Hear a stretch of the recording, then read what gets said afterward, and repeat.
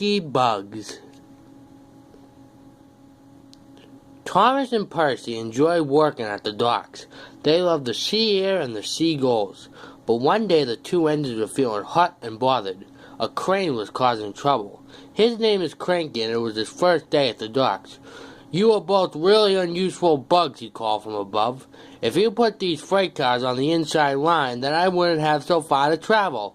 "Rubbish," said Thomas. "No crane has ever complained before."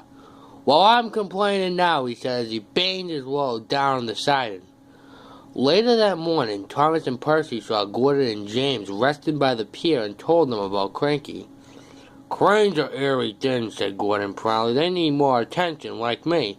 "No wonder he calls you bugs," added James. When Cranky heard that the big engines agreed with him, he grew even more bossier. "Come on, push those freight cars closer to me." But Percy was too cross to focus and pushed the freight cars too far, resulting in a lot of sand being dropped all over him. Poor Percy.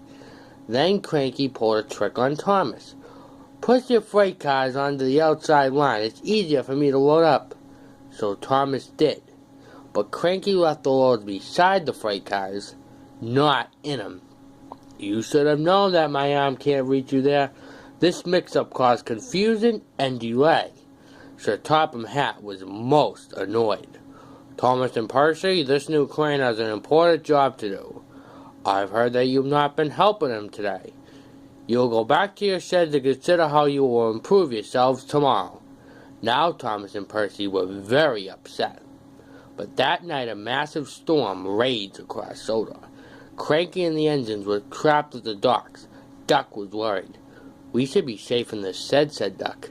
But he was wrong. What the other engines didn't know was that a large steam tramper ship was headed towards the sheds.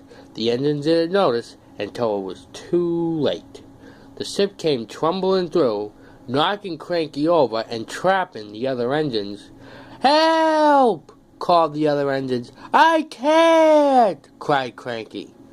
When the storm was over, Sir Topham Hatt raced to the scene of destruction. "Thomas and Percy will help you," he called, "and you will help the other engines. Please hurry, and tell them I'm sorry for being rude." "So it was you, huh? I owe those engines an apology." Thomas and Percy soon came to the rescue, and it wasn't long before everything was back to normal. "Thank you, Cranky," said Gordon. "You're welcome. Now however Percy's in the way, so move." "Don't move, Percy!" cried the other engines. But it was too late. Cranky was knocked over again. Cranky still keeps an eye on Thomas and Percy, but ever since then he never calls them bugs because he might know that they might bite back.